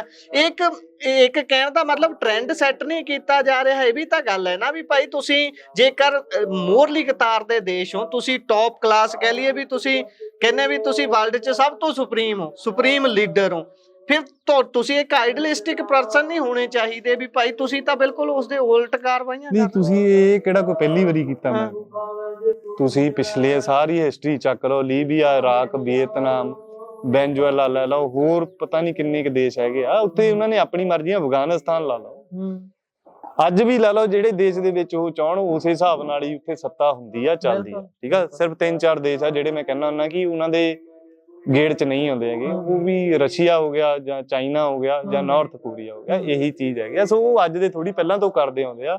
ਪਰ ਜੇ ਅਸੀਂ ਕਹਿ ਲਈਏ ਕਿ ਦੇਖਾ ਦੇਖੀ ਹੋਰ ਦੇਸ਼ ਵੀ ਆ, ਥੋੜੇ ਬਹੁਤੇ ਕਰ ਵੀ ਰਹੇ ਹੈਗੇ ਆ, ਪਰ ਜੇ ਕੋਈ ਉਸ ਲੈਵਲ ਤੇ ਜਾਂਦੇ ਆ ਤਾਂ ਉਹ ਨਹੀਂ ਕਰਨ ਦਿੱਤਾ ਜਾਂਦਾ। ਜੇ ਅਸੀਂ ਮੰਨੀਏ ਤਾਂ ਸੈਕੰਡ ਵਰਲਡ ਵਾਰ ਤੋਂ ਬਾਅਦ, ਜਾਂ ਜਿਹੜਾ ਸੰਯੁਕਤ ਰਸ਼ੀਆ ਸੀਗਾ ਉਹਦੀ ਜਦੋਂ ਟੁੱਟੇ ਹੋ ਗਏ, ਉਸ ਤੋਂ ਬਾਅਦ ਅਮਰੀਕਾ ਹੀ ਕਹਿ ਲਓ ਕਿ ਇਸ ਵੇਲੇ ਪਾਵਰਫੁਲ ਦੇਸ਼ ਹੈਗਾ। ਬਹੁਤ ਸਾਰੀਆਂ ਨੀਤੀਆਂ ਦੇਸ਼ਾਂ ਦੀਆਂ ਸਾਰਿਆਂ ਦੀਆਂ ਉਹਨਾਂ ਦੇ ਅਕੋਰਡਿੰਗ ਹੀ ਬਣਦੀਆਂ ਜਾਂ ਮਜਬੂਰਨ ਬਣਾਉਣੀਆਂ ਪੈਂਦੀਆਂ। ਅੱਛਾ, ਇਹਦੇ ਵਿੱਚ ਇੱਕ ਹੋਰ ਗੱਲ ਮੈਂ ਕਿਤੇ ਪੜ੍ਹ ਰਿਹਾ ਸੀ, ਦੇਖ ਰਿਹਾ ਸੀ ਵੀ ਕਹਿੰਦੇ ਜਦੋਂ ਤੋਂ ਅਮਰੀਕਾ ਬਣਿਆ ਸਿਰਫ 16 ਸਾਲ ਦਾ ਸਮਾਂ ਹੈ ਜਦੋਂ ਅਮਰੀਕਾ ਨੇ ਕਿਸੇ ਦੇ ਨਾਲ ਜੰਗ ਨਹੀਂ ਕੀਤੀ। ਬਣਨ ਤੋਂ ਹੁਣ ਤੱਕ ਤਕਰੀਬਨ ਕਹਿੰਦੇ ਵੀ ਅਮਰੀਕਾ ਸਾਰੇ ਦਾ ਸਾਰਾ, ਅਮਰੀਕਾ ਦੀ ਰਜੀਮ, ਵੱਡੀ ਰਜੀਮ ਦਾ ਕਾਰੋਬਾਰ ਸਾਰਾ ਜੰਗਾਂ ਦੇ ਦੁਆਲੇ ਖੜਾ ਹੈ। ਇਸ ਨੂੰ ਤੁਸੀਂ ਕਿੰਨਾ ਕੁ ਕਾਰਨ ਮੰਨਦੇ ਹੋ ਵੀ ਅਮਰੀਕਾ ਹਮੇਸ਼ਾ ਕਿਸੇ ਨਾ ਕਿਸੇ ਦੇਸ਼ ਦੀ ਜੰਗ ਦੇ ਵਿੱਚ ਇਨਵੋਲਵਮੈਂਟ ਰੱਖਦਾ ਹੀ ਹੈ, ਬੇਸ਼ੱਕ ਹਥਿਆਰਾਂ ਦੇ ਪੱਖ ਤੋਂ ਹੋ ਜਾਵੇ, ਬੇਸ਼ੱਕ ਸਹਿਮਤੀ ਕਰਾਉਣ ਦੇ ਪੱਖ ਤੋਂ ਹੋ ਜਾਵੇ, ਵੀ ਕੀ ਸੱਚੀ ਹੈ ਇਹ ਗੱਲ ਵੀ ਭਾਈ ਜੇ ਵੀ ਕਿਤੇ ਵੀ ਦੁਨੀਆ 'ਚ ਜੰਗ ਲੱਗਦੀ ਹੈ ਉਹ ਅਮਰੀਕਾ ਦੇ ਬੈਨੀਫਿਟ ਦੇ ਲਈ ਸਾਬਤ ਹੁੰਦੀ ਹੈ ਹਮੇਸ਼ਾ? ਬਿਲਕੁਲ ਸਹੀ ਗੱਲ ਆ ਬਈ। ਤੁਸੀਂ ਅੱਜ ਤੋਂ ਨਹੀਂ ਪਹਿਲਾਂ ਤੋਂ ਹੀ ਲਾ ਲਓ, ਜੇ ਤੁਸੀਂ ਆਪਣਾ ਪਿੰਡ 'ਚ ਵੀ ਤੁਸੀਂ ਆਪਣਾ ਜੇ ਦਬਦਬਾ ਕਾਇਮ ਰੱਖਣਾ ਹੈ ਜਾਂ ਤੁਸੀਂ ਲੀਡਰ ਬਣਨਾ ਹੈ, ਸਮਝੌਤੇ ਤਾਂ ਕਰਾਉਣੇ ਹੀ ਪੈਣੇ। ਉਹ ਚੀਜ਼ ਤਾਂ ਉਹਨਾਂ ਨੂੰ ਕਰਨੀ ਪੈਣੀ ਹੈ, ਕਰਦੇ ਵੀ ਆ। ਦੂਜਾ ਬਹੁਤ ਸਾਰੀਆਂ ਚੀਜ਼ਾਂ ਹੁੰਦੀਆਂ, ਤੁਹਾਡੀ ਐਨਰਜੀ, ਤੁਹਾਡਾ ਤੇਲ, ਹਥਿਆਰ ਬਣਾਉਣੇ, ਹਥਿਆਰ, ਤੁਹਾਡੇ ਕਰੂਡ ਆਇਲ, ਤੁਹਾਡੀ ਐਨਰਜੀ ਕਿਹਨੂੰ ਦੇਣੀ, ਤੁਸੀਂ ਕਿਹਨੂੰ ਨਹੀਂ ਦੇਣੀ, ਕਿਹੜਾ ਦੇਸ਼ ਸਾਡੇ ਨਾਲ ਡੀਲ ਕਰਦਾ, ਕਿੱਦਾਂ ਕਰਦਾ, ਉਹ ਸਾਰੀਆਂ ਚੀਜ਼ਾਂ ਉਹ ਖੁਦ ਤੈਅ ਕਰਦੇ ਆ। ਜੇ ਜੰਗਾਂ ਦੀ ਗੱਲ ਵੀ ਕੀਤੀ ਜਾਵੇ, ਸੋ ਅਮਰੀਕਾ ਬਹੁਤ ਵੱਡਾ ਪ੍ਰੋਡਿਊਸਰ ਆ ਜਿਹੜੇ ਜੰਗੀ ਸਮਾਨ ਬਣਾਉਂਦੇ ਆ, ਚਾਹੇ ਉਹ ਹਵਾਈ ਜਹਾਜ਼ ਤੋਂ ਲੈ ਕੇ ਛੋਟਾ ਮੋਟਾ ਹਥਿਆਰ ਹੋ ਗਿਆ, ਸਾਰਾ ਕੁਝ ਬਣਾਉਂਦੇ ਆ। ਸੋ ਉਹਨਾਂ ਨੇ ਵੇਚਣੇ ਵੀ ਤਾਂ ਹੀ ਆ। ਹਾਂ, ਹੁਣ ਮਿਡਲ ਈਸਟ ਦੇ ਵਿੱਚ ਚਾਹੇ ਉਹਨਾਂ ਦੇ ਸੈਨਾ ਬੇਸ ਆ, ਸਾਰਾ ਖਰਚਾ ਮਿਡਲ ਈਸਟ ਤੋਂ ਹੀ ਲੈਂਦੇ ਆ ਉਹ। ਹੁਣ ਮਿਡਲ ਈਸਟ ਦੇ ਉੱਤੇ ਉਹਨਾਂ ਨੂੰ ਹਮਲੇ ਹੋਏ ਆ, ਇਰਾਨ ਨੇ ਕੀਤੇ ਆ, ਤਾਂ ਇਹ ਬਹੁਤ ਮਿਡਲ ਈਸਟ ਵਾਲੇ ਦੇਸ਼ ਹੁਣ ਦੁਬਾਰਾ ਫਿਰ ਹੋਰ ਹਥਿਆਰ ਲੈਣ ਜਾਊਗੇ, ਯਾਰ ਨਹੀਂ ਸਾਨੂੰ ਹੋਰ ਵੱਡੇ ਚਾਹੀਦੇ ਆ। ਇਹਦੇ ਉਲਟ ਵੀ ਤਾਂ ਹੋ ਸਕਦਾ, ਐ ਨਹੀਂ ਹੋ ਸਕਦਾ ਵੀ ਮਿਡਲ ਈਸਟ ਵਾਲੇ ਦੇਸ਼ ਇੱਕ ਵਾਰ ਰੀਕਾਲ ਕਰਨ, ਰੀਥਿੰਕ ਕਰਨ ਉਸ ਗੱਲ ਨੂੰ ਲੈ ਕੇ ਵੀ ਭਾਈ ਇਹ ਸ਼ੀਆ ਦੇਸ਼ ਹੈ ਬੇਸ਼ੱਕ, ਪਰ ਉਹਨਾਂ ਨੇ ਆਪਣਾ ਸਟੈਂਡ ਰੱਖਿਆ, ਉਹਨਾਂ ਨੇ ਜਿਸ ਤਰੀਕੇ ਦੇ ਨਾਲ ਅਮਰੀਕਾ ਦੇ ਅੱਗੇ ਧੌਣ ਚੱਕੀ ਆ ਵੀ ਸਾਨੂੰ ਵੀ ਇਹਦਾ ਸਟੈਂਡ ਲੈਣਾ ਚਾਹੀਦਾ। ਕੱਲ ਹੀ ਬਾਈ ਅਗਲੇ ਰਾਜੇ ਆਪਣੇ ਦੇਸ਼ ਦੇ, ਉਹਨਾਂ ਨੇ ਆਪਣੀ ਗੱਦੀ ਕੱਲ ਹੀ ਗਵਾਉਣੀ ਆ, ਪੁਸਤਾਂ ਤੋਂ ਚੱਲੇ ਜਾਂਦੇ ਆ। ਉਹ ਕੱਲ ਹੀ ਚਾਹੂਗੇ ਅਮਰੀਕਾ ਨਾਲ ਪੰਗਾ ਲੈਣਾ, ਆਪਣੀ ਉਹ ਗੱਦੀ ਗਵਾਉਣਾ ਚਾਹੁੰਦੇ ਆ। ਕਹਿੰਦਾ ਮਤਲਬ ਉੱਥੇ ਵੀ ਰਜੀਮ ਚੇਂਜ ਕਰਨ ਵਾਲੀ ਗੱਲ ਤਾਂ ਹਾਂ ਹੋਊਗੀ ਕਿਉਂ ਨਹੀਂ ਗੀ। ਦੂਸਰਾ ਤੁਸੀਂ ਕੰਪੈਰੀਜ਼ਨ ਕਰਕੇ ਦੇਖ ਲਓ, ਜਿੱਥੇ ਅਮਰੀਕਾ ਜਾਂ ਪੱਖੀ ਦੇਸ਼ ਹੈਗੇ ਆ, ਚਾਹੇ ਮਿਡਲ ਈਸਟ ਦੇ ਆ, ਉਹ ਕੋ ਮਾੜੇ ਆ? ਦੁਬਈ ਮਾੜਾ, ਕਤਰ, ਸਾਊਦੀ ਅਰਬ, ਸਾਰੀ ਦੁਨੀਆ ਜਾਂਦੀ ਹੈ। ਮੈਂ ਕੋਈ ਅਮਰੀਕਾ ਦਾ ਪੱਖ ਨਹੀਂ ਲੈਂਦਾ ਹੈਗਾ, ਏਦਾਂ ਨਾ ਸੋਚੋ ਕਿ ਮੈਂ ਅਮਰੀਕਾ ਦਾ ਪੱਖ ਲੈਂਦਾ। ਜਿੱਥੇ ਉਹਨਾਂ ਦੇ ਭਾਵੇਂ ਫੌਜੀ ਬੇਸ ਆ, ਭਾਵੇਂ ਉਹਨਾਂ ਦੀ ਜਿਹੜੀ ਸੁਤੰਤਰਤਾ ਨੂੰ ਉਹ ਚੈਲੰਜ ਆ, ਪਰ ਉਹ ਬਾਕੀ ਦੇਸ਼ਾਂ ਨਾਲੋਂ ਜਿੱਥੇ ਅਮਰੀਕਾ ਦੇ ਖਿਲਾਫ ਚੱਲਦੇ ਆ ਤਾਂ ਖਰੇ ਹੀ ਹੋਊਗੇ। ਬਿਲਕੁਲ ਆਰਥਿਕ ਤੌਰ ਤੇ, ਸਾਰੇ ਤੌਰ ਤੇ, ਹੈ ਨਾ। ਬੇਸ਼ੱਕ ਉੱਥੇ ਰਾਜਤੰਤਰ ਆ, ਰਾਜਿਆਂ ਦਾ ਰਾਜ ਆ, ਸੋ ਰਾਜਿਆਂ ਨੇ ਆਪਣੀ ਗੱਦੀ ਵੀ ਬਚਾਉਣੀ ਆ ਬਾਈ, ਉਹ ਕੱਲ ਅਮਰੀਕਾ ਦੇ ਖਿਲਾਫ ਜਾਊਗੇ। ਉਹ ਤਾਂ ਸਮਾਂਗੇ ਮਿਡਲ ਈਸਟ ਦੇ ਵਿੱਚ ਜਿਹਦੀ ਵੀ ਗੱਦੀ ਗਈ ਆ, ਅਮਰੀਕਾ ਦੇ ਕਰਕੇ ਹੀ ਗਈ ਆ। ਜਿਹਨੇ ਬਣਾ ਕੇ ਰੱਖੀ ਆ ਉਹ ਅੱਜ ਤੇ ਹੀ ਬਣੇ ਹੋਏ ਆ। ਅੱਛਾ, ਹਾਂਜੀ। ਚਾਹੇ ਇਰਾਨ ਵਾਲੇ ਵੀ ਜਾ ਰਹੇ ਆ, ਉਹਦੇ ਵਿੱਚ ਉਹਨਾਂ ਨੇ ਅਮਰੀਕਾ ਨਾਲ ਨਹੀਂ ਬਣਾਈ। ਚਾਹੇ ਸੀਰੀਆ ਵਾਲਾ ਪਹਿਲਾਂ ਗਿਆ, ਠੀਕ ਆ ਜੀ, ਬਿਲਕੁਲ, ਹਨਾ, ਉਹਨੇ ਵੀ ਨਹੀਂ ਬਣਾ ਕੇ ਰੱਖੀ, ਉਹ ਵੀ ਤਾਂ ਹੀ ਗਿਆ। ਮਤਲਬ ਜਿਹਨੇ ਵੀ ਕੀਤਾ, ਇਹਨਾਂ ਨੇ ਅੱਜ ਨਹੀਂ 5 ਨਹੀਂ 10 ਸਾਲਾਂ ਨੂੰ ਲਪੇਟੇ ਦੇ ਵਿੱਚ ਉਹਨੂੰ ਲੈ ਹੀ ਲਿਆ ਜੀ। ਉਹ ਬਹੁਤ ਲੰਬੀ ਫੇਰਿਸਤ ਹੈ, ਗੱਦਾਫੀ ਲੈ ਲਓ, ਸਾਰੇ ਅਫਗਾਨ ਲਾ ਲਓ, ਤਾਲਿਬਾਨ ਵਾਲੇ ਅਫਗਾਨ ਲਾ ਲਓ, ਉਹ ਤਾਂ ਚਲੋ ਉਹ 15-20 ਸਾਲ ਲੜ ਕੇ ਉਹਨਾਂ ਨੂੰ ਫੇਰ ਕਹਿ ਗਏ ਭਰਾਵਾ ਤੁਸੀਂ ਲੈ ਲਓ, ਪਰ ਉੱਥੇ ਤਾਲਿਬਾਨ ਹੁਣ ਅਫਗਾਨਿਸਤਾਨ ਚ ਬਚਿਆ ਵੀ ਕੀ ਸੀ, ਪਿੱਛੇ ਹੈ ਵੀ ਕੁਛ ਨਹੀਂ। ਬਿਲਕੁਲ। ਅੱਛਾ, ਇਹ ਸਾਰੇ ਦੇ ਵਿੱਚ ਇੱਕ ਖਾਸ ਪਹਿਲੂ ਹੈ, ਮੈਂ ਪੰਜਾਬੀਆਂ ਦੇ ਐਂਗਲ ਤੋਂ ਇਸ ਨੂੰ ਦੇਖਦਾ ਵੀ ਪੰਜਾਬੀ ਇਮੋਸ਼ਨਲ ਹੁੰਦੇ ਨੇ, ਬਹੁਤ ਜਲਦੀ ਕਿਸੇ ਨੂੰ ਵੀ ਸਵੀਕਾਰ ਕਰ ਲੈਂਦੇ ਨੇ, ਖਾਸ ਤੌਰ ਤੇ ਜਿਹੜਾ ਤਕੜੇ ਅੱਗੇ ਸਿਰ ਚੱਕਦਾ। ਹੁਣ ਖੈਮਨਾਈ ਦੀ ਜਦੋਂ ਗੱਲ ਕਰਦੇ ਹਾਂ, ਜਦੋਂ ਉਸ ਨੂੰ ਮਾਰ ਦਿੱਤਾ ਗਿਆ, ਉਸ ਤੋਂ ਪਹਿਲਾਂ ਬੇਸ਼ੱਕ ਬਹੁਤੇ ਪੰਜਾਬੀ ਉਸ ਦਾ ਨਾਮ ਬਿਨਾਂ ਜਾਣਦੇ ਹੋਣ, ਪਰ ਜਦੋਂ ਮਾਰਤਾ ਫਿਰ ਕਹਿੰਦੇ ਵੀ ਇਹ ਸ਼ੇਰ ਸੀ, ਹਨਾ, ਇਹ ਗਰਦਨ ਸਿੱਧੀ ਰੱਖਣ ਦਾ ਇਹਨੂੰ ਮੁੱਲ ਤਾਰਨਾ ਪਿਆ, ਇਹ ਯੋਧਾ ਸੀ, ਇਹ ਫਲਾਨਾ ਸੀ, ਇਹ ਧਮਕਾਨਾ ਸੀ। ਤੇ ਦੂਜੇ ਪਾਸੇ ਕੁਛ ਐਂਗਲ ਇਹ ਵੀ ਦਿੰਦੇ ਨੇ ਵੀ ਭਾਈ ਇਹ ਤਾਨਾਸ਼ਾਹ ਸੀ, ਇਹਦੇ ਰੂਲ ਬਹੁਤ ਸਖਤ ਸੀ, ਇਸਲਾਮ ਨੂੰ ਇਸ ਤਰੀਕੇ ਦੇ ਨਾਲ ਬਹੁਤ ਕੱਟੜਤਾ ਨਾਲ ਲਾਗੂ ਕਰਨ ਕਰਕੇ ਬਹੁਤ ਜ਼ਿਆਦਾ ਜ਼ੁਲਮ ਵੀ ਹੁੰਦਾ ਸੀ ਉੱਥੇ। ਪਰ ਆਪਾਂ ਪੰਜਾਬੀਆਂ ਦੇ ਐਂਗਲ ਤੋਂ ਦੇਖੀਏ ਤਾਂ ਪੰਜਾਬੀ ਇੰਨੀ ਜਲਦੀ ਪ੍ਰਭਾਵਿਤ ਕਿਸੇ ਵੀ ਪਰਸਨੈਲਿਟੀ ਤੋਂ ਕਿੱਦਾਂ ਹੋ ਜਾਂਦੇ ਨੇ? ਮੈਨੂੰ ਇਦਾਂ ਲੱਗਦਾ ਕਿ ਪੰਜਾਬੀਆਂ ਦਾ ਆਪਣਾ ਇਤਿਹਾਸ ਸ਼ਹੀਦੀਆਂ ਨਾਲ ਥੋੜਾ ਜਿਹਾ ਭਰਿਆ ਹੋਇਆ। ਤੇ ਉਹ ਜਿੱਦਾਂ ਹੁਣ ਪੂਰਾ ਸ਼ੀਆ ਸਮਾਜ ਇੱਕ ਉਹਨੂੰ ਐਜ਼ ਏ ਸ਼ਹੀਦ ਸਮਝ ਰਿਹਾ ਨਾ, ਫਿਰ ਉਹ ਚੀਜ਼ ਆਪਾਂ ਨੂੰ ਕਿਤੇ ਨਾ ਕਿਤੇ ਹਿੱਟ ਕਰ ਦਿੰਦੀ ਆ। ਪਰ ਮੈਂ ਹਮੇਸ਼ਾ ਇਹ ਗੱਲ ਕਹਿਣਾ ਹੁੰਦਾ ਕਿ ਜਿਹੜੇ ਸਾਡੀ ਕੌਮ ਦੇ ਸ਼ਹੀਦ ਆ, ਉਹ ਜ਼ਰੂਰੀ ਨਹੀਂਗਾ ਕਿ ਦੂਸਰਾ ਕੋਈ ਧਰਮ ਦਾ ਬੰਦਾ ਉਹਦੇ ਲਈ ਵੀ ਹੋਵੇ, ਉਹ ਉਹਨੂੰ ਅੱਤਵਾਦੀ ਖਤਰਨਾਕ ਵੀ ਦੱਸਦੇ ਆ। ਸਾਡੇ ਸਿੱਖਾਂ ਨਾਲ ਵੀ ਏਦਾਂ ਹੁੰਦਾ। ਸੋ ਇਸ ਲਈ ਉਹ ਸ਼ੀਆਂ ਲਈ ਹੋ ਸਕਦੇ ਆ, ਪਰ ਜੇ ਅਸੀਂ ਉੱਥੇ ਈਰਾਨ ਦਾ ਜੇ ਦੇਖਿਆ ਜਾਵੇ, ਉੱਥੇ ਕੁਰਦ ਵੀ ਰਹਿੰਦੇ ਆ 2-3 ਕਰੋੜ ਲੋਕ, ਜਿਹੜੇ ਕਿ ਘੱਟ ਗਿਣਤੀ ਆ, ਜਿਹੜੇ ਕਿ ਸੁੰਨੀ ਮੁਸਲਮਾਨ ਆ, ਜਿਹੜੇ ਕਿ ਇਸ ਵੇਲੇ ਈਰਾਨ ਦੇ ਖਿਲਾਫ ਆ। ਉਹ ਆਪਣਾ ਅਲੱਗ ਕੁਰਦਿਸਤਾਨ ਚਾਹੁੰਦੇ ਆ। ਠੀਕ ਹੈ ਜੀ, ਤਾਂ ਫਿਰ ਉਹਨਾਂ ਦੇ ਉੱਤੇ ਵੀ ਜ਼ੁਲਮ ਹੋਏ ਆ। ਉਹ ਤਾਂ ਇਹਨੂੰ ਵਿਲਨ ਹੀ ਸਮਝਦੇ ਆ। ਠੀਕ ਹੈ ਨਾ ਜੀ, ਉਹ ਘੱਟ ਗਿਣਤੀ ਹਾਂ, ਵੂਮਨਸ ਵੀ ਹੈ, ਹਾਂ ਲੇਡੀਜ਼ ਵੀ ਹੈਗੀਆਂ, ਔਰਤਾਂ ਵੀ ਹੈ ਨਾ, ਜਿਨ੍ਹਾਂ ਨੂੰ ਮਤਲਬ ਕੀ ਹੈ ਨਾ ਆਜ਼ਾਦੀ ਘੱਟ ਆ। ਸੋ ਇਹ ਦੋ ਹੀ ਪਾਸੇ ਹੁੰਦੇ ਆ। ਠੀਕ ਆ, ਅਸੀਂ ਇਹ ਪੂਰੀ ਦੁਨੀਆ 'ਚ ਹੀ ਚੱਲਦਾ। ਹਰੇਕ ਧਰਮ ਵਾਲੇ ਲੋਕਾਂ ਦੇ ਆਪਣੇ ਸ਼ਹੀਦ ਹੋ ਸਕਦੇ ਆ, ਦੂਸਰੇ ਵਾਲੇ ਉਹਨੂੰ ਕਹਿ ਸਕਦੇ ਆ ਕਿ ਇਹ ਨਹੀਂ ਬੰਦਾ ਸਹੀ ਨਹੀਂ ਸੀਗਾ। ਸੋ ਉਹਨਾਂ ਦੇ ਆਪਣੇ ਆਪਣੇ ਥਾਟਸ ਹੁੰਦੇ। ਅੱਛਾ, ਇਹ ਸਾਰੇ ਦੇ ਵਿੱਚ ਹੁਣ ਭਾਰਤ ਦੀ ਗੱਲ ਕਰ ਲੈਂਦੇ ਆ। ਭਾਰਤ ਦਾ ਸਟਾਂਸ ਹਮੇਸ਼ਾ ਬਹੁਤੀਆਂ ਜੰਗਾਂ ਦੇ ਵਿੱਚ ਨਿਊਟਰਲ ਹੀ ਰਿਹਾ। ਭਾਰਤ ਚੁੱਪ ਰਹਿਣਾ ਜ਼ਿਆਦਾ ਪਸੰਦ ਕਰਦਾ ਹੈ। ਕੀ ਲੱਗਦਾ ਕਿ ਇਹ ਇੱਕ ਚੰਗੀ ਸਟ੍ਰੈਟਜੀ ਹੁੰਦੀ ਹੈ, ਜਾਂ ਫਿਰ ਤੁਹਾਨੂੰ ਹਮੇਸ਼ਾ ਗਲਤ ਨੂੰ ਗਲਤ ਤੇ ਸਹੀ ਨੂੰ ਸਹੀ ਕਹਿਣ ਦੀ ਲੋੜ ਹੁੰਦੀ ਹੈ? ਆਲ ਓਵਰ ਵਰਤਾਰੇ ਨੂੰ ਦੇਖਿਆ ਜਾਵੇ ਵੈਸੇ ਲੋੜ ਤਾਂ ਹੁੰਦੀ ਆ ਕਿ ਸਹੀ ਨੂੰ ਸਹੀ ਤੇ ਗਲਤ ਨੂੰ ਗਲਤ ਕਿਹਾ ਜਾਵੇ। ਪਰ ਮੈਂ ਪਹਿਲਾਂ ਵੀ ਕਿਹਾ ਬਈ, ਜਦੋਂ ਤਾਕਤਵਰ ਹੁੰਦਾ ਉਹਦਾ ਗਲਤ ਸਹੀ ਕੁਛ ਨਹੀਂ ਹੁੰਦਾ। ਜਦੋਂ ਤੁਹਾਡੇ ਤਾਕਤਵਰ ਦੇ ਦੇਸ਼ਾਂ ਨਾਲ ਜਾਂ ਲੋਕਾਂ ਨਾਲ ਤੁਹਾਨੂੰ ਲੋੜ ਹੋਵੇ, ਤੁਹਾਡੇ ਹਿੱਤ ਹੋਣ, ਤੇ ਉੱਥੇ ਫਿਰ ਉਹਨਾਂ ਦੇ ਹਿਸਾਬ ਨਾਲ ਹੀ ਚੱਲਣਾ ਪੈਂਦਾ ਹੈ। ਤੇ ਦੁਨੀਆ ਚੱਲਦੀ ਵੀ ਆ, ਚਾਹੇ ਕੋਈ ਮੰਨੇ ਚਾਹੇ ਕੋਈ ਨਾ ਮੰਨੇ, ਚਾਹੇ ਛੋਟੇ ਲੈਵਲ ਤੇ ਚਾਹੇ ਵੱਡੇ ਲੈਵਲ ਤੇ। ਪਹਿਲਾਂ ਵੀ ਕਿਹਾ, ਜਿਹਦੇ ਘਰੇ ਦਾਣੇ ਉਹਦੇ ਕਮਲੇ ਵੀ ਸਿਆਣੇ। ਸੋ ਠੀਕ ਆ, ਇੰਡੀਆ ਨੇ ਵੀ ਈਰਾਨ ਦੇ ਵਿੱਚ ਕਾਫੀ ਪੈਸਾ ਲਾਇਆ ਸੀਗਾ। ਚਾਬਹਾਰ ਪੋਰਟ ਤੇ ਲਾਏ ਸੀਗੇ, ਬਿਲੀਅਨਸ ਡਾਲਰ ਸੀਗੇ, ਉਹ ਸਾਰੇ ਖਤਮ ਵੀ ਹੋ ਗਏ। ਉਸ ਤੋਂ ਪਹਿਲਾਂ ਈਰਾਨ ਤੋਂ ਆਪਾਂ ਨੂੰ ਤੇਲ ਵੀ ਆਉਂਦਾ ਹੁੰਦਾ ਸੀਗਾ। ਜਦੋਂ ਅਮਰੀਕਾ ਨੇ ਸੈਂਕਸ਼ਨਸ ਲਾਇਆ, ਉਸ ਤੋਂ ਬਾਅਦ ਹੀ ਹਟਿਆ ਨਾ। ਸੋ ਬਈ ਅਮਰੀਕਾ ਦੇ ਹਿਸਾਬ ਨਾਲ ਚੱਲਣਾ ਪੈਂਦਾ। ਜਿਹੜਾ ਨਹੀਂ ਦੇਸ਼ ਚੱਲਦਾ ਫਿਰ ਉਹ ਤੁਸੀਂ ਦੇਖੇ ਲੈ। ਪਰ ਅਸੀਂ ਤਾਂ ਵਿਸ਼ਵ ਗੁਰੂ ਸੀ ਬਈ, ਉਹ ਵਿਸ਼ਵ ਗੁਰੂ ਅਸਲੀ ਉਹੀ ਆ, ਜੇ ਕੋਈ ਮੰਨੇ ਚਾਹੇ ਕੋਈ ਨਾ ਮੰਨੇ। ਠੀਕ ਹੈ ਜੀ, ਵਿਸ਼ਵ ਗੁਰੂ ਉਹੀ ਆ ਜੋ ਇਸ ਵੇਲੇ ਆਪਣੇ ਹਿਸਾਬ ਨਾਲ ਚਲਾ ਰਿਹਾ ਆ। ਬਾਕੀ ਗੱਲਾਂ ਜੋ ਮਰਜ਼ੀ ਕਹੀ ਜਾਣ। ਠੀਕ ਹੈ ਜੀ, ਇਹ ਸਾਰੇ ਦੇ ਵਿੱਚ ਗੱਲ ਹੁਣ ਇਜ਼ਰਾਈਲ ਦੀ ਕਰ ਲੈਂਦੇ ਆ। ਅਮਰੀਕਾ ਦੀ ਗੱਲ ਹੋ ਗਈ, ਭਾਰਤ ਦੀ ਗੱਲ ਹੋ ਗਈ, ਖਮੇਨਾਈ ਦੀ ਗੱਲ ਹੋ ਗਈ। ਇਜ਼ਰਾਈਲ ਨੂੰ ਜਦੋਂ ਆਪਾਂ ਦੇਖਦੇ ਆ, ਇਜ਼ਰਾਈਲ ਇਹ ਮੰਨਿਆ ਜਾਂਦਾ ਵੀ ਭਾਈ ਉਹ ਅਮਰੀਕਾ ਨੂੰ ਚਲਾ ਰਿਹਾ। ਨੇਤਨਯਾਹੂ ਜੋ ਕਹਿੰਦੇ ਟਰੰਪ ਉਹ ਕਰਦਾ। ਇਹਨੂੰ ਇੱਕ ਪਲ ਦੇ ਲਈ ਮੰਨ ਵੀ ਲਈਏ ਤਾਂ ਨੇਤਨਯਾਹੂ ਜਾਂ ਇਜ਼ਰਾਈਲ ਦੇ ਕੋਲ ਇਹੋ ਜਿਹੀ ਕਿਹੜੀ ਜਾਦੂ ਦੀ ਛੜੀ ਹੈ ਜਿਹੜਾ ਉਹ ਐਂ ਕਰ ਲੈਂਦਾ? ਦੇਖੋ, ਜਿਹੜੇ ਇਜ਼ਰਾਈਲ ਦੇ ਜਿਊ ਸਭ ਤੋਂ ਰਿਚ ਆਦਮੀ ਉਹੀ ਆ। ਬਿਲਕੁਲ ਠੀਕ ਆ, ਸਾਰਾ ਟੈਕ ਵਰਡ ਉਹਨਾਂ ਦਾ ਆ। ਜੋ ਆਪਣਾ ਸੋਸ਼ਲ ਮੀਡੀਆ ਸਾਰਾ ਉਹਨਾਂ ਦਾ ਆ, ਹਨਾ। ਤੁਸੀਂ ਦੇਖਿਆ ਹੋਣਾ, ਜਦੋਂ ਗਾਜ਼ਾ ਦੇ ਉੱਤੇ ਜ਼ਿਆਦਾ ਹਮਲੇ ਕੀਤੇ ਜਾਂਦੇ ਆ, ਸਾਰਾ ਮੁਸਲਿਮ ਭਾਈਚਾਰਾ ਆਹ ਜਿਹੜੇ ਕੋਕ ਕੰਪਨੀਆਂ ਸ਼ੰਪਨੀਆਂ ਇਹ ਬਣਾਉਣੇ ਵਾਲੇ, ਇਹਨਾਂ ਦਾ ਬਾਈਕਾਟ ਕਰਨਾ ਸ਼ੁਰੂ ਕਰ ਦਿੰਦੇ ਆ। ਸੋ ਸਾਰੇ ਹੀ ਆ, ਉਹ ਲੈਰੀ ਫਿੰਕ ਕਰਕੇ ਬਲੈਕ ਰੌਕ ਦੀਆਂ ਕੰਪਨੀਆਂ ਵਰਗੇ, ਉਹ ਸਾਰੇ ਪਿੱਛੇ ਉਹੀ ਬੰਦੇ ਬੈਠੇ ਆ ਬਾਈ। ਜਦੋਂ ਹੁਣ ਅਮਰੀਕਾ ਦੇ ਵਿੱਚ ਵੀ ਜਦੋਂ ਵੋਟਿੰਗ ਸਿਸਟਮ ਆ ਬਹੁਤ ਮਹਿੰਗਾ ਆ, ਪਰ ਮੈਂ ਜੇ ਗੱਲ ਦੱਸਾਂ ਤਾਂ ਇੰਡੀਆ ਦਾ ਅਮਰੀਕਾ ਤੋਂ ਵੀ ਮਹਿੰਗਾ ਆ। ਜਦੋਂ ਵੋਟਾਂ ਪੈਂਦੀਆਂ ਅਸੀਂ ਇੰਨਾ ਪੈਸਾ ਖਰਚਦੇ ਇੰਡੀਆ ਦੇ ਲਈ, ਤੇ ਅਮਰੀਕਾ ਦੇ ਵਿੱਚ ਵੀ ਬਹੁਤ ਮਹਿੰਗਾ ਆ। ਉੱਥੇ ਲੀਗਲ ਵੇ ਨਾ ਹੋ ਜਾਂਦਾ, ਇੱਥੇ ਹਾਂ ਇੱਥੇ ਬਹੁਤ ਕੁਛ ਆ। ਨਹੀਂ, ਪਰ 2024 ਦੀਆਂ ਵੋਟਾਂ ਵਰਲਡ 'ਚ ਸਭ ਤੋਂ ਜ਼ਿਆਦਾ ਐਕਸਪੈਂਸਿਵ ਸੀ ਇੰਡੀਆ ਦੀਆਂ, ਅਮਰੀਕਾ ਤੋਂ ਵੀ ਜ਼ਿਆਦਾ ਜੀ। ਠੀਕ ਹੈ ਜੀ, ਤੇ ਜਦੋਂ ਵੀ ਉਹ ਹੋਈਆਂ ਆਪਣੀਆਂ ਪ੍ਰਧਾਨ ਮੰਤਰੀ ਦੀਆਂ, ਕਦੋਂ ਹੋਈਆਂ ਸੀਗੀਆਂ ਮੈਨੂੰ ਹੁਣ ਚੇਤਾ ਭੁੱਲ ਗਿਆ। ਪਿੱਛੇ ਹੋਈਆਂ ਸੀ 23 ਦੇ ਵਿੱਚ, ਨਹੀਂ 24 ਜੀ, ਉਹਦੀ ਗੱਲ ਕਰਦਾ ਮੈਂ। ਬਾਕੀ ਜੇ ਅਸੀਂ ਗੱਲ ਕਰੀਏ, ਜੇ ਟਰੰਪ ਨੂੰ ਵੀ ਪੈਸਿਆਂ ਦੀ ਲੋੜ ਆ ਬਈ, ਉਹ ਵੀ ਉੱਥੇ ਪੈਸੇ ਖਰਚ ਕੇ ਹੀ ਜਿੱਤ ਕੇ ਆਇਆ। ਲੌਬਿੰਗ ਹੁੰਦੀ ਹੈ। ਹਾਂ, ਸਾਰਾ ਇਜ਼ਰਾਈਲ ਵਾਲੇ ਜਾਂ ਉਹਦੇ ਹੀ ਪਿੱਛੇ ਬੰਦੇ ਆ, ਜਿਹੜੇ ਜਿਊਸ ਜਿਹੜੇ ਆ ਉਹੀ ਪੈਸੇ ਦਿੰਦੇ ਆ। ਫਿਰ ਉਸ ਹਿਸਾਬ ਨਾਲ ਚੀਜ਼ਾਂ ਚਲਾਉਣੀਆਂ ਵੀ ਚਾਹੁੰਦੇ ਹੁੰਦੇ ਆ। ਉਹ ਪਪੇਟ ਬਣ ਜਾਂਦਾ ਹੈ। ਹਾਂ, ਕਹਿ ਸਕਦੇ ਆ। ਅੱਜ ਤਾਈਂ ਇੱਕ ਜਿਹੜਾ ਕੈਨੇਡੀ ਹੋਇਆ, ਉਸ ਤੋਂ ਇਲਾਵਾ ਸਾਰੇ ਇਜ਼ਰਾਈਲ ਦੇ ਅਨੁਸਾਰ ਹੀ ਚੱਲੇ। ਤੇ ਕੈਨੇਡੀ ਮਾਰਿਆ ਵੀ ਗਿਆ। ਕੈਨੇਡੀ ਤੁਹਾਨੂੰ ਪਤਾ ਹੀ ਆ, ਉਹਦਾ ਕਤਲ ਹੋ ਗਿਆ ਸੀ। ਉਹ ਬੰਦਾ ਉਹਨਾਂ ਦੇ ਹਿਸਾਬ ਨਾਲ ਨਹੀਂ ਚੱਲਦਾ ਸੀ। ਅੱਛਾ, ਇਹ ਤਾਂ ਇੱਕ ਡਰ ਵਾਲੀ ਗੱਲ ਹੋਊਗੀ, ਇੱਕ ਐਡੇ ਵੱਡੇ ਦੇਸ਼ ਦੇ ਰਾਸ਼ਟਰਪਤੀ ਦੇ ਲਈ, ਸੁਪਰੀਮ ਲੀਡਰ ਦੇ ਲਈ, ਹਨਾ।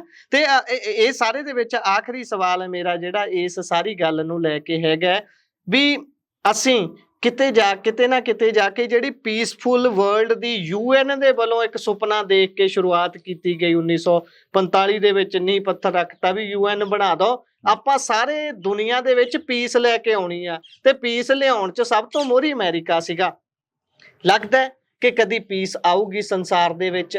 ਅੱਜ ਦੇ ਸਿਨੈਰੀਓ ਨੂੰ ਜੇ ਪਾਸੇ ਵੀ ਰੱਖ ਦਈਏ ਤਾਂ ਕੋਈ ਤਰੀਕਾ ਹੈ, ਕੋਈ ਏਦਾਂ ਦੀ ਘੜੀ ਆ ਸਕਦੀ ਹੈ ਵੀ ਜਦੋਂ ਆਊਗੀ, ਜਾਂ ਫਿਰ ਇਹ ਬਿਜ਼ਨਸ ਟੈਕਟਿਕ ਦੇ ਨਾਲ ਇਹ ਕੰਮ ਚੱਲਦਾ ਜਾਊ?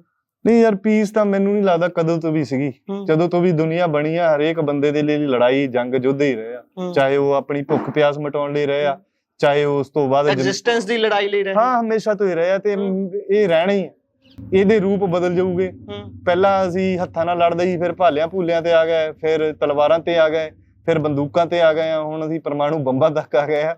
ਮਤਲਬ ਕਿ ਇਹ ਚੀਜ਼ ਰਹਿਣੀ ਹੀ ਰਹਿਣੀ, ਖਤਮ ਨਹੀਂ ਹੋ ਸਕਦੀ। ਮੈਨੂੰ ਨਹੀਂ ਲੱਗਦਾ ਰਹਿਣੀ। ਮੈਨੂੰ ਨਹੀਂ ਲੱਗਦਾ ਕਿ ਸ਼ਾਂਤੀ, ਕਿ ਕਹਿ ਨਹੀਂ ਦਿੰਦੇ ਕਿ ਬਾਹਰ ਤੋਂ ਹੀ ਸ਼ਾਂਤੀ ਆਉਂਦੀ ਆ, ਲੜਾਈ ਤੋਂ ਬਾਅਦ ਹੀ ਸ਼ਾਂਤੀ ਆਉਂਦੀ ਆ, ਤੂਫਾਨ ਤੋਂ ਬਾਅਦ ਹੀ ਸ਼ਾਂਤੀ ਆਉਂਦੀ ਆ, ਪਰ ਇੱਥੇ ਤੂਫਾਨ ਰਹਿਣਾ ਹੀ ਆ। ਸ਼ਾਂਤੀ ਜੇ ਅਸੀਂ ਲੜਾਈਆਂ ਨੂੰ ਹੀ ਸ਼ਾਂਤੀ ਕਹੀਏ, ਮੈਨੂੰ ਲੱਗਦਾ ਹੈ ਤਾਂ ਫਿਰ ਦੁਨੀਆ 'ਚ ਹਮੇਸ਼ਾ ਚੱਲੀ ਹੀ ਜਾਂਦੀਆਂ, ਏਦਾਂ ਹੀ ਚੱਲਦਾ ਰਹੂ। ਏਦਾਂ ਚੱਲਦਾ ਹੀ ਆ। ਅਸੀਂ ਆਸ ਕਰਦੇ ਹਾਂ ਕਿ ਜੰਗਾਂ ਨੂੰ ਕਿਤੇ ਨਾ ਕਿਤੇ ਜਾ ਕੇ ਠੱਲ ਪਵੇ। ਅਸੀਂ ਗੱਲਬਾਤ ਈਰਾਨ, ਇਜ਼ਰਾਈਲ ਅਤੇ ਅਮਰੀਕਾ ਦੇ ਸਾਂਝੇ ਆਪਸੀ ਚੱਲਦੇ ਕਲੇਸ਼ ਦੇ ਬਾਰੇ ਕੀਤੀ ਹੈ। ਤੁਸੀਂ ਆਪਣੇ ਵਿਚਾਰ ਰਾਏ ਟਿੱਪਣੀਆਂ ਸਾਂਝੀਆਂ ਕਰ ਸਕਦੇ ਹੋ। ਜੁੜੇ ਰਹੋ Punjabi radio, Punjabi TV USA ਦੇ ਨਾਲ। ਧੰਨਵਾਦ। ਸਤਿ ਸ਼੍ਰੀ ਅਕਾਲ।